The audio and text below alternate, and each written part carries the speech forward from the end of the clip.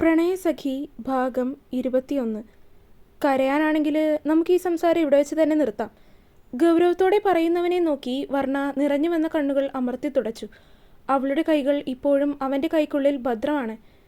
സഞ്ജന ജനിച്ചതിന് ശേഷം ചെറിയമ്മയും ചെറിയച്ഛനും അവരുടെ ലോകത്തേക്ക് ചുരുങ്ങി. ശരിക്കും അതിനുശേഷമാണ് ഞാൻ വല്ലാതെ ഒറ്റപ്പെടുന്നത് പോലെ എനിക്ക് തോന്നാൻ തുടങ്ങിയത്. ആകെ മുത്തശ്ശി മാത്രം അല്പം മയത്തിൽ സംസാരിക്കും. എങ്കിലും മുത്തശ്ശിക്ക് കാര്യം സിദ്ധുവിനോടും സഞ്ജനയോടും ആയിരുന്നു. ചെറിയമ്മ അങ്ങനെ അകൽച്ച കാണിക്കുന്നത് കണ്ടാണോ എന്നറിയില്ല. സഞ്ജനയ്ക്ക് സിദ്ധുവിനും എന്നെ ഇഷ്ടമല്ലായിരുന്നു. ഞാൻ 6ാം ക്ലാസ്സിൽ പഠിക്കുന്ന സമയത്താണ് ചെറിയമ്മ എന്നോട് പറയുന്നത് അവരെൻ്റെ അച്ഛനും അമ്മയും അല്ല എന്ന്. അങ്ങനെ വിളിക്കരുത് എന്നും പറഞ്ഞു. ആദ്യമൊക്കെ വല്ലാത്തൊരു ബുദ്ധിമുട്ടായിരുന്നു. അച്ഛൻ അമ്മ എന്നൊക്കെ വിളിക്കുന്നത് കേൾക്കുമ്പോൾ ചെറിയമ്മ നല്ല അടി തരുമായിരുന്നു. പിന്നീട് പതിയെ പതിയെ ആ വിളി മാറി ചെറിയമ്മ ചെറിയച്ഛൻ എന്നായി. പക്ഷേ അങ്ങനെയൊക്കെ ആയിരുന്നിട്ടും എന്നെ പഠിപ്പിക്കാൻ വിടുന്നതിലോ ഭക്ഷണം കഴിക്കാൻ തരുന്നതിലോ ഒന്നും അങ്ങനെ ഇതുവരെ കണക്ക് പറഞ്ഞ് കേട്ടിട്ടില്ല. പക്ഷേ വീട്ടിലുള്ള മുഴുവൻ ജോലിയും ഞാൻ തന്നെ ചെയ്യണം. അവരാരും എന്നോട് അധികം സംസാരിക്കുകയില്ല. പക്ഷേ പലപ്പോഴും ഞാൻ അവിടെ ഒരു അധികപ്പറ്റാണെന്ന് എനിക്ക് പലപ്പോഴും തോന്നിയിട്ടുണ്ട്. നഴ്സിംഗ് ഞാനായിട്ട് തന്നെ എടുത്ത് പഠിച്ച കോഴ്സാണ്. അത് പഠിക്കാനും അതിനുവേണ്ടി പൈസ ചിലവാക്കാനും ഒന്നും അവർക്ക് പ്രശ്നമുണ്ടായിരുന്നില്ല. എന്നോട് ഇതുവരെ അങ്ങനെയുള്ള കണക്കുകളൊന്നും പറഞ്ഞിട്ടുമില്ല. പക്ഷേ ജോലി കിട്ടിയതിന് ശേഷം കിട്ടുന്ന സാലറി മുഴുവൻ ചെറിയമ്മയ്ക്ക് കൊടുക്കണം. അതിലും എനിക്ക് പരിഭവമില്ലായിരുന്നു. ജീവിതം അങ്ങനെ തന്നെ പോയിക്കൊണ്ടിരുന്ന സമയത്താണ് നിങ്ങൾ വന്നത്. അന്ന് അങ്ങനെ ക്ലിനിക്കിൽ വന്ന് നിങ്ങൾ പ്രശ്നം ഉണ്ടാക്കിയത് കൊണ്ട് അവിടെ നിന്ന് പുറത്തായി. പിന്നീട് ആരാണെന്നോ എന്താണെന്നോ അറിയാതെ നിങ്ങളുമായിട്ട് കല്യാണം. നിങ്ങൾ എന്നെ എന്തിനാണ് വിവാഹം കഴിച്ചതെന്ന് ഈ നിമിഷം വരെ എനിക്കറിയില്ല.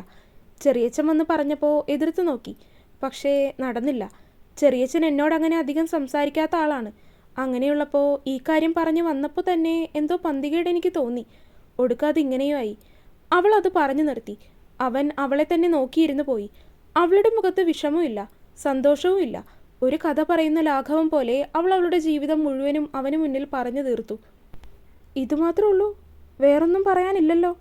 അവൻ അവളുടെ മുഖത്തേക്ക് ഒന്ന് ചൂഴ്ന്നു നോക്കിക്കൊണ്ട് ചോദിച്ചു. പക്ഷേ ആ നോട്ടത്തിൽ തന്നെ അവൾ അവൻ്റെ മുഖത്തു നിന്ന് നോട്ടം മാറ്റിക്കളഞ്ഞു. വേറൊന്നുമില്ല. അവനെ നോക്കാതെ തന്നെ അവൾ പറഞ്ഞൊപ്പിച്ചു. അവൻ അവളെ തന്നെ നോക്കിയൊന്നിരുന്നു. ശേഷം ഒന്ന് അമർത്തി മൂളി. അവൾ വീണ്ടും തന്നിൽ നിന്നും എന്തൊക്കെയോ ഒളിക്കുന്നത് പോലെ തോന്നി അവന്. ഇതൊക്കെ ഇപ്പോൾ എന്നോട് പറയാൻ എന്തെങ്കിലും കാരണമുണ്ടോ? ഗൗരവത്തിൻ്റെ മുഖം മൂടി അണിഞ്ഞ് അവൻ അവളെ നോക്കി ചോദിച്ചതും അവൾ അവനെ നോക്കി നേർമയായി ഒന്ന് പുഞ്ചിരിച്ചു. നിങ്ങൾക്കിതൊന്നും അറിയാൻ ആഗ്രഹമില്ലേ? നിങ്ങൾ തന്നെയാണ് എന്നോട് ഇതൊക്കെ ചോദിച്ചത്. Wait, what? ഞാനോ? അവൻ അവളിൽ നിന്ന് പെട്ടെന്നത് കേട്ടതും കൈകൾ പിൻവലിച്ചു.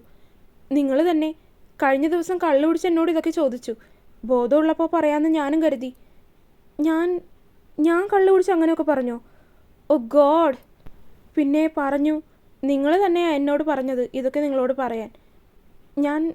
ഞാൻ വേറെന്തെങ്കിലും പറഞ്ഞോ? അത് ചോദിക്കുമ്പോൾ അവൻ്റെ ശബ്ദത്തിൽ ആകെ ഒരു പതർച്ച നിറഞ്ഞു. അവൻ്റെ പതർച്ചയും ചമ്മിയ പോലുള്ള മുഖഭാവവും കണ്ട് വർണ്ണയ്ക്ക് കുസൃതി തോന്നി. വേറെന്ത് പറഞ്ഞു എന്നാണ് ദേവേട്ടാ?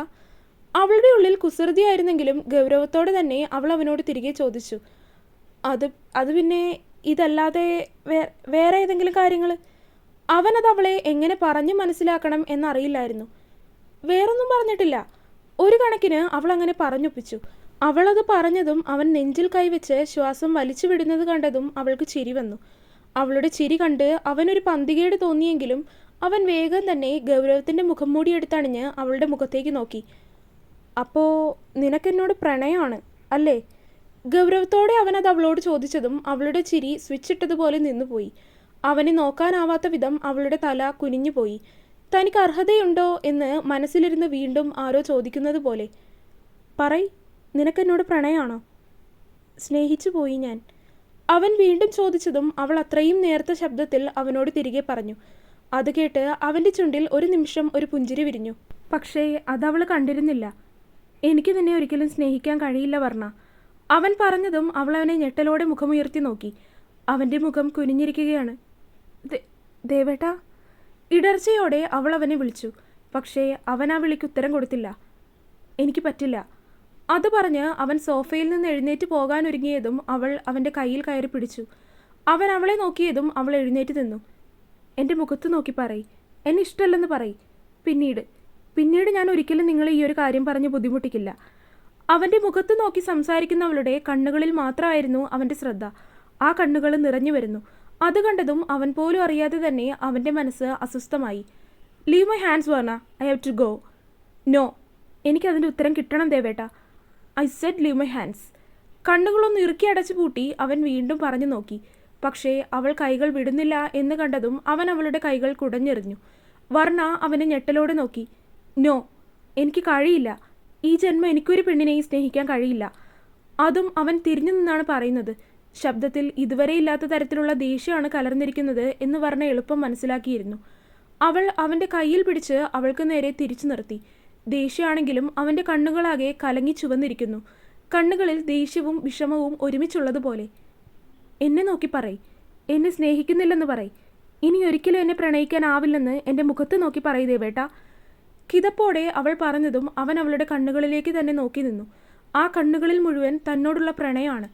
അതിലേക്ക് നോക്കി തനിക്കങ്ങനെ പറയാനാവില്ലെന്നത് അവന് നന്നായിട്ടറിയാം. അവനങ്ങനെ പറയില്ലെന്നുള്ളത് അവൾക്കും നന്നായിട്ടറിയാം. അവളുടെ കയ്യിൽ നിന്നും തൻ്റെ കൈകൾ വലിച്ചെടുത്ത് അവൻ പുറത്തേക്ക് നടന്നു. അവളുടെ ചുണ്ടുകളിൽ പുഞ്ചിരി വിരിഞ്ഞു. ഇന്നല്ലെങ്കിലും നാളെ അവൻ തൻ്റേത് മാത്രമാകും എന്നൊരു പ്രതീക്ഷ. പ്രതീക്ഷയല്ല, അവൻ തൻ്റേത് മാത്രമാണെന്നുള്ള ഉറപ്പ്.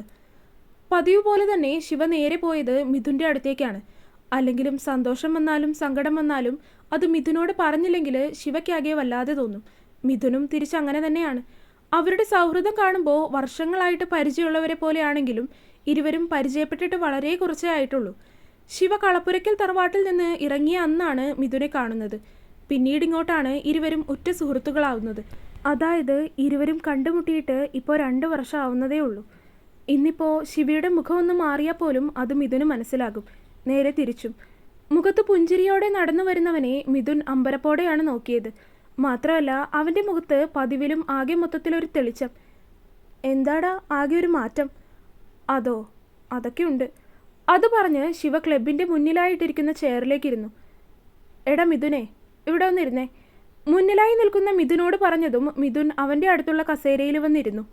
എന്താണ് മോനെ, ആകെ ഒരു സന്തോഷമാണല്ലോ. ലോട്ടറി വല്ലതും അടിച്ചോ? മിഥുൻ ചോദിച്ചതും ശിവയൊന്ന് പുഞ്ചിരിച്ചു. ലോട്ടറി എന്നൊക്കെ പറഞ്ഞാൽ കുറഞ്ഞു പോകും. അതിലും വലിയൊരു ഗിഫ്റ്റ് കിട്ടി. എന്താടാ, ഇഷാനി ഇനി വേറെ കല്യാണം വല്ലതും കഴിച്ചോ? തമാശയോടെ മിഥുൻ ചോദിച്ചതും ശിവ അവനെ തറപ്പിച്ചൊന്ന് നോക്കി. ഇല്ലടാ, അവൾ നിന്നെ കെട്ടാന്ന് പറഞ്ഞു. പോയി കെട്ട്. പുച്ഛത്തോടെ ശിവ പറഞ്ഞതും മിഥുൻ അവനെ അയ്യേ എന്ന രീതിയിൽ നോക്കി. അത് വിട്, മോൻ കാര്യം പറയ്. എടാ, അത് പിന്നെ വർണ്ണയ്ക്കെന്ത് പറ്റി? അവൾക്കൊന്നും പറ്റിയില്ല. അവൾക്ക് എന്നെ ഇഷ്ടമാണെന്ന് പറഞ്ഞു. അത് പറയുമ്പോൾ അവൻ്റെ ചുവന്നു വരുന്ന മുഖത്തേക്കും ചെറുതായി പുഞ്ചിരിച്ച അവൻ്റെ മുഖത്തേക്കും മിഥുൻ അത്ഭുതത്തോടെ നോക്കി. കാരണം ഈ 2 വർഷത്തിനിടയിൽ അവൻ ചിരിച്ചു കാണുന്നത് തന്നെ വളരെ വിരളമാണ്. അവൻ ചിരിക്കുന്നത് കണ്ടതും മിഥുൻ്റെ ഉള്ളിലും സന്തോഷം തോന്നി. കാമുകന് നാണമൊക്കെ വരുന്നുണ്ടല്ലോ. മിഥുൻ അവനെ കളിയാക്കി. ശിവ അവനെ കൂർപ്പിച്ചു നോക്കി. എന്നിട്ട് നീ അവളോടെന്ത് തിരിച്ചു പറഞ്ഞു? മിഥുൻ അത് ചോദിച്ചതും ശിവയുടെ മുഖം വാടിപ്പോയി. അത് മിഥുൻ പെട്ടെന്ന് തന്നെ ശ്രദ്ധിക്കുകയും ചെയ്തു. എന്താടാ? മിഥുൻ ശിവയുടെ ഷോൾഡറിൽ ഒന്ന് കൈ അമർത്തിക്കൊണ്ട് ചോദിച്ചു. അവൾ എന്നോട് ചോദിച്ചു എന്നെ സ്നേഹിക്കാനുള്ള യോഗ്യത അവൾക്കുണ്ടോയെന്ന്. പക്ഷേ ശരിക്കും അവളെ സ്നേഹിക്കാനുള്ള യോഗ്യത എനിക്കുണ്ടോടോ? ഇടർച്ചയോട് ചോദിക്കുന്ന ശിവയോട് എന്ത് പറയണം എന്നും മിഥുൻ അറിയില്ലായിരുന്നു. നിനക്കല്ലാതെ വേറെ ആർക്കായി ഇനി അവളെ സ്നേഹിക്കാനുള്ള യോഗ്യതയുള്ളത്? എടാ, എന്നാലും ഇല്ല ശിവ. നീ അവളോട് എന്താണ് പറഞ്ഞതെന്ന് പറയ്. അത് കേൾക്കട്ടെ, ബാക്കി എന്നിട്ട് തീരുമാനിക്കാം. ഞാൻ അവളോട് പറ്റില്ലെന്ന് പറഞ്ഞു. എനിക്കൊരിക്കലും അവളെ സ്നേഹിക്കാൻ കഴിയില്ലെന്ന് പറഞ്ഞു. തല കുനിച്ചിരുന്ന് പറയുന്ന ശിവയോട് അവൻ അലിവ് തോന്നി. അവൻ്റെ ഉള്ളിൽ നിറയെ വർണ്ണയാണ്. അത് തന്നോളം മനസ്സിലാക്കി ആരുമില്ല. എന്തിനാടാ അങ്ങനെ പറഞ്ഞത്? നിനക്ക് അവളെ ഇഷ്ടമാണെന്ന് എനിക്കറിയാം. ഇഷ്ടമാണ്. പക്ഷേ ഒരു ദിവസം അവൾ എന്നെക്കുറിച്ചുള്ളതൊക്കെ അറിയും. അന്ന് അവൾ എന്നെ വെറുത്താലോ? അവൻ്റെ ആദിയോടെയുള്ള ചോദ്യം. അതിന് മിഥുൻ അവനെ നോക്കി ഒന്ന് പുഞ്ചിരിച്ചു. അവൻ്റെ പുഞ്ചിരി കണ്ടതും ശിവ അവനെ സംശയത്തോടെ നോക്കി. എന്താടാ? അവൾ നിന്നെ ഒരിക്കലും വെറുക്കില്ല ശിവ. ശിവ അത് കേട്ടതും അവനെ പുരികം ചുളിച്ചു നോക്കി. സ്നേഹം എന്താണെന്ന് അറിയില്ല ആ പാവത്തിന്. ആകെ അല്പം സ്നേഹമെങ്കിലും കാണിച്ചിട്ടുള്ളത് മുത്തശ്ശിയാണ്. അങ്ങനെയുള്ളപ്പോൾ നീ ഒരു മഞ്ചാടിക്കുരുവിൻ്റെ അത്ര സ്നേഹം കൊടുത്താലും അവളത് സ്വീകരിക്കും. മിഥുൻ പറഞ്ഞതും ശിവ തലകുനിച്ചു കളഞ്ഞു. അവൾ എന്നോടെല്ലാം പറഞ്ഞു മിഥു. എന്തു പറഞ്ഞു? അവളുടെ ഇതുവരെയുള്ള ജീവിതം മുഴുവൻ എന്നോട് പറഞ്ഞു. എല്ലാം പറഞ്ഞോ അവൾ? ആ ഒരു കാര്യം ഒഴിച്ച് ബാക്കിയെല്ലാം പറഞ്ഞു. എന്ത് തോന്നി നിനക്കത് കേട്ടിട്ട്? നീ പറഞ്ഞത് ഏകദേശം ഒരു ധാരണയുള്ളതാണല്ലോ എനിക്ക്. പിന്നെ കുറേ കാര്യങ്ങളൊക്കെ എനിക്ക് അറിയാവുന്നത് കൊണ്ടും ഞെട്ടലൊന്നും ഉണ്ടായില്ല. പക്ഷെ പാവം തോന്നി. അവിടെ കിടന്ന് ഒത്തിരി അനുഭവിച്ചിട്ടുണ്ട്. പക്ഷേ അതൊക്കെ എത്ര നിസ്സാരമായിട്ടാണ് അവൾ പറയുന്നത്. എല്ലാവരെക്കുറിച്ച് പറയുമ്പോഴും അതിൽ വെറുപ്പില്ല, സ്നേഹമാണ്. മുത്തശ്ശിയും അവളോട് അത്ര അടുപ്പമൊന്നും കാണിച്ചിട്ടില്ല. പക്ഷേ മുത്തശ്ശിയോട് നല്ല സ്നേഹമാണ്. എങ്കിലും അവളുടെ സങ്കടം എനിക്ക് മനസ്സിലാകും. അതാണെന്ന് ഞാൻ പറഞ്ഞത് ശിവ. അവളൊരു പാവമാണ്, വേദനിപ്പിക്കരുതെന്ന്. വേദനിപ്പിച്ചു, അവളെ ഞാൻ വേദനിപ്പിച്ചു. പക്ഷേ ആ വേദനയ്ക്ക് മരുന്നാവാനും നിനക്ക് കഴിയും ശിവ. ശിവ മിഥുനെ തന്നെ നോക്കിയിരുന്നു പോയി. തൻ്റെ എല്ലാ പ്രശ്നങ്ങൾക്കും ഉള്ള പരിഹാരം മിഥുൻ്റെ കയ്യിലുണ്ടാവും. ഇവൻ ഇനി വല്ല മജീഷ്യനാണോ? അങ്ങനെ ചിന്തിച്ച് ശിവയൊന്ന് ചിരിച്ചു പോയി. നീ എന്താണ് എന്നെ നോക്കിയിരുന്ന് ചിരിക്കുന്നത്? നീ ഈ ലോകത്തൊന്നും അല്ലെന്ന് തോന്നുന്നല്ലോ. ഞാൻ ഈ ലോകത്ത് തന്നെയാണ്. നിന്നെക്കുറിച്ച് ഓർത്തപ്പോൾ ചിരിച്ചു പോയതാണ്. എന്നെക്കുറിച്ച് ഓർത്ത് ചിരിക്കാൻ മാത്രം എന്താണാവോ സാറിനുള്ളത്? അതോ, എൻ്റെ എല്ലാ പ്രശ്നങ്ങൾക്കുള്ള പരിഹാരം നിൻ്റെ കയ്യിലുണ്ട്. നീ ഇനി വല്ല മജീഷ്യനെങ്ങാനും ആണോ എന്ന് ചിന്തിച്ച് ചിരിച്ചു പോയതാണ്. മജീഷ്യനൊന്നും അല്ല, പക്ഷേ എനിക്ക് നിന്നിലും അല്പം കൂടി ബുദ്ധിയുണ്ട്. പോടാ. ശിവയെ ഒന്ന് പുച്ഛിച്ച് മിഥുൻ പറഞ്ഞതും ശിവയും അവനെ നോക്കി നല്ലോണം പുച്ഛിച്ച് കാണിച്ചു. അപ്പോൾ എങ്ങനെയാണ് മിസ്റ്റർ കാമുകൻ? വർണ്ണയെ ഇഷ്ടമാണെന്ന് പറയുമല്ലേ? അങ്ങനെ പെട്ടെന്നൊന്നും പറയില്ല, പക്ഷെ പറയും. അത് പറയുമ്പോൾ ശിവയുടെ ശബ്ദത്തിലുള്ള കുസൃതിയും ചുണ്ടിലുള്ള കള്ളച്ചിരിയും കണ്ടപ്പോൾ തന്നെ മിഥുന് കാര്യം മനസ്സിലായി. പറയുന്നത് എപ്പോഴാണെന്ന് നിന്റെ ഇഷ്ടം. പിന്നെ ഒരു കാര്യം ചോദിക്കട്ടെ ശിവ, മുഖവര വേണോ നിനക്ക്? ചോദിക്ക്. എന്നെങ്കിലും ഒരിക്കൽ അവൾ നിന്നെ ഉപേക്ഷിക്കുമെന്നോ നിന്നെ സ്നേഹിക്കാതിരിക്കും എന്നോ ഉള്ള ചിന്ത വല്ലതും ഉണ്ടോ നിനക്ക്? മിഥുൻ ചോദിച്ചതും ശിവ അവനെ തന്നെ നോക്കി നിന്നു. ഭയമുണ്ട്, അവളെ നഷ്ടപ്പെടുവോ എന്ന ഭയം. പക്ഷേ അവൾ എന്നെ ഉപേക്ഷിച്ച് പോകും എന്ന് തോന്നലില്ല മിഥു. ശിവ പറഞ്ഞതും മിഥുൻ പുഞ്ചിരിച്ചു. ഒരിക്കലും അങ്ങനെ ഒരു കാര്യം ഉണ്ടാവില്ല. ആ ഒരു ഉറപ്പ് എനിക്ക് നിനക്ക് തരാൻ കഴിയും ശിവ. വല്ലാത്തൊരു ഉറപ്പോടെ പറയുന്ന മിഥുനെ തന്നെ നോക്കിയിരുന്നു പോയി ശിവ. അവൾക്ക് ശരിക്കും നീ ആരാണെന്നോ എന്താണെന്നോ ഇതുവരെ അറിയില്ല.